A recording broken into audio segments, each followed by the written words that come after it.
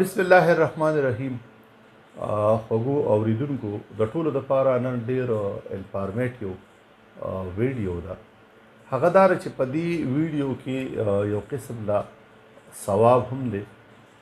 ثواب پکې دا چې ډېرو خلکو ته د دې پته نشته دی او ډېره په اسانه باندې موږ ته ډېره غټه فایده د هغې نه ملاویږي.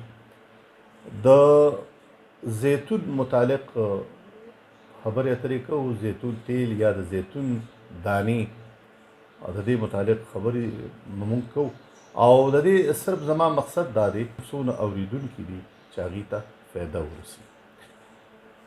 انسان د جسم دپاره د هغې د نشونما دپاره مختلف ویټامنز ضروري دي. د دې نه علاوه بعضې څیزونه داسې دي چې هغه په ونو بوټو کې هربز کې وي، په ځناورو کې وي چې هغه د انسان د نشونما دپاره ډېر زیات ضروري وي. په دې کې د ډېر زیات بوټي دي، ډېر دي، خو زیتون چې دی د دې په قرآن شریف کې هم ذکر راغلی دی.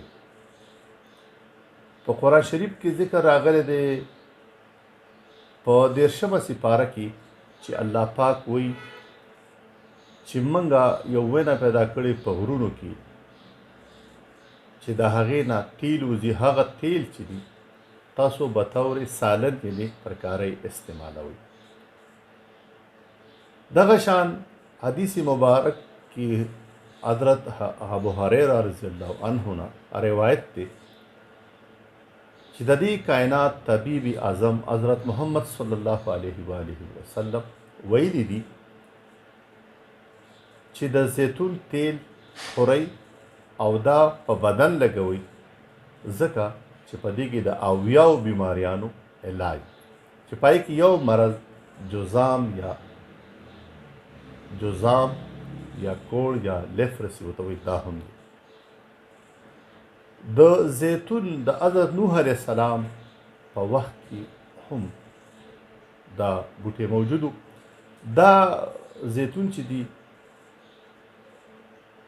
دا 40 سال بعد چې دی دا دغه شروع کوي، دانې شروع کوي یا پل شروع کوي. او د دې نه علاوه د دې عمر چې دی هغه د 1000 سال نه سیوی. په پاکستان کې هم اوس مختلف زرعي ادارو چې دي په دې باندې کار شروع کړی دی او دلته په پېښور کې هم داسې زرعي انسټیټیوټ دي چې هغې کې په دې باندې کار شروع کړی دی او ما په خپله د دې بوټي لیدلي دي او د دې نه دلته کار هم کېږي او د دې نه زیتون تیل هم جوړېږي، دا دانې ترې وباسي میلاویږي. دغه شانته په بهر دنیا کې په ترکي کې، په سعودي عرب کې دې ته ډېر د عزت په نگاه سره ګوري او باقاعده د زیتون دانې چې دي او تیل چې دي نو دا د سعودي عرب کې د هغې د خوراک خاص کر په ناشته کې دا خامخا موجود. زیتون بوټی داسې دی چې څنګه ما تاسو ته وویل چې د دې ډېرې زیاتې فایدې دي. اوس 1 by 1 به زه تاسو ته د دې فایدې بیانوم او سټیپ وایز چې دي د دې فایدې به زه تاسو ته بیانوم. بسم الله الرحمن الرحیم. خبرې اترې کولې موږ چېرې زیتون نو زیتون غذایي اعتبار سره دا ډېر زیات ملټي ویټامن دی. په دې کې ویټامن A دی، ویټامن E او ویټامن D او K. ویټامن A چې دی دا یو په څه کې کار کوي، ویټامن D دا ډوکو دپاره، K چې دی دا د بلډ کلاټینګ دپاره، د دې نه علاوه E چې دی دا د سکن دپاره. د دې نه علاوه په دې کې دویم نمبردار چې په دې کې سوډیم، پوټاشیم، منګنیز او آیرن وي. دریم خبره دا ده چې دا انټي اکسیډنټ دی. انټي اکسیډنټ مطلب دا دی چې کوم سیلز ډسټرای شي. د دې نه علاوه د بدن نه زهریله څیزونه لرې کوي. په دې کې اولیک اسید دی.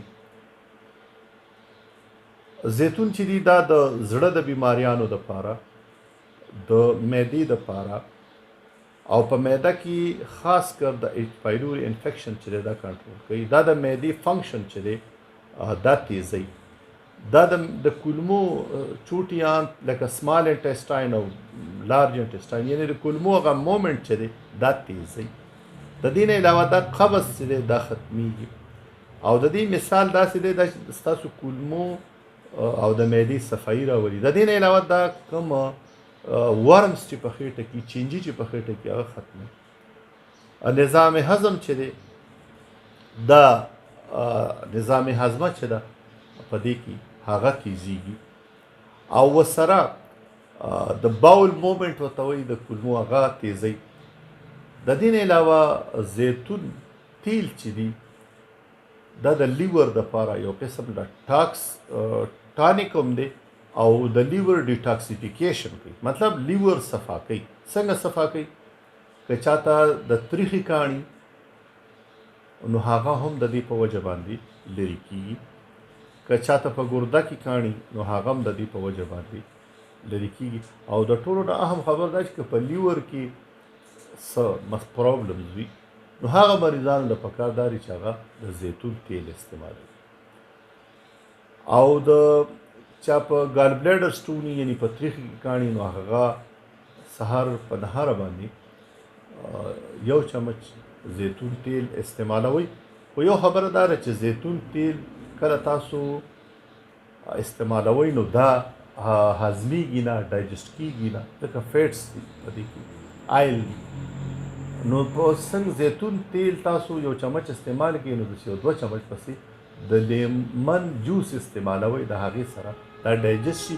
او دې کې یو فایده دا ده چې ستاسو بدن کې ستاسو معده به ورسره ټیکي، ستاسو کولمې به ورسره ټیکي، ستاسو لیور چې دی دا به ورسره صفا وي، ستاسو په تریخي کې که څه کاڼې یا څه خیرې هغه به ورسره لرې کېږي. د دې نه علاوه دا د جګر د لیور میټابالیزم تیزوي. میټابالیزم مین چې زمونږ اینه چې دا لیور چې دی جګر چې دی په دې کې دا د بدن کیمیکل فیکټري ده. لکه مطلب دا د بدن نه زهریله مواد د شوګر مریضان چې دي د هغې دپاره دا ډېر زیات ضروري دي. مطلب مختلف زمونږ په دې بدن کې په لیور کې مختلف فنکشن چې دی هغه کېږي. په دې باندې خلک نه پوهېږي. خو مثلا دا تاسو لږ شانته ایکسپلین کوم لکه ګلایکالیسس چې دی هغه ورسره تیزېږي، ګلایکوجینیسس چې دی هغه ورسره تیزېږي، ګلایکوجنالیسس چې دی هغه ورسره تیزېږي. دغه شانته که چاته د لیور څه پرابلمز وي نو هغه د دې سره ټیک کېږي. د دې نه علاوه مختلف دماغي امراض کې چې دی په هغې کې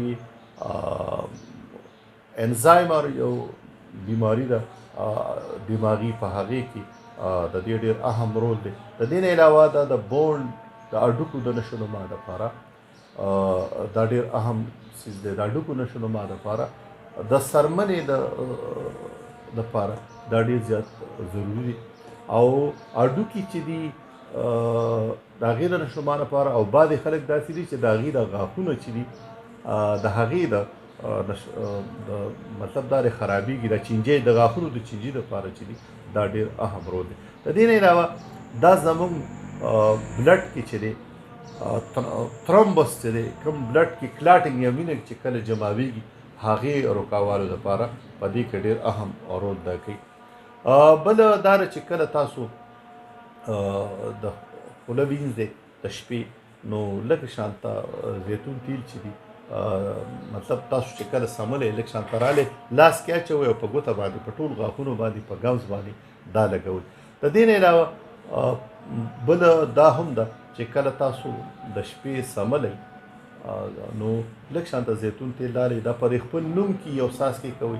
د دې نه علاوه په تلي کې لږ شانته داسې معمولي شانته زیتون تیل لاخلئ په ګوته باندې، دا په دې خپلو سپینګمو کې دا پوزې دننه دا سوري چې دي په دې کې وایي نو تاسو ته به وایرس بیکټیریا وغیره هم نشي راتلی. د دې نه علاوه ستاسو د شپې به ستاسو سپینګمې چې دي دا به صفای، دې ته به څه دوړه وغیره چې دی هغه به هم نه ځي او ستاسو سپینګمې پوزې دننه چې دي دا به وچیږي هم نه او کم خلک چې خراټي اخلي هغه خراټي هم نه اخلي. د دې ډېرې زیاتې فایدې نورې هم دي. مثلا دا هم ده چې که فرض که تاسو د مخ کلینزینګ کول غواړئ، لکه ستاسو د خپل مخ کلینزینګ کول غواړئ، نو تاسو به یو چمچ کیسټر آیل او یو چمچ زیتون تیل او دغه شانته یو چمچ چې دی لیمن جوس، دا درې واړه به مکس کړئ. په دې کې به ویټامین ای کیپسول هم واچوئ او دا په یو باول کې به دا مکس کړئ او هغه باول به تاسو په ګرمو اوبو کې کیدای چې لږ شانته ګرم شي او مکس شي. نو دا د شپې تاسو ولګوئ په مخ باندې او د مخ مساج وکړئ. سهار چې کله راپاسي نو هم د عام فیس واش باندې تاسو مخ صفا کولی شي.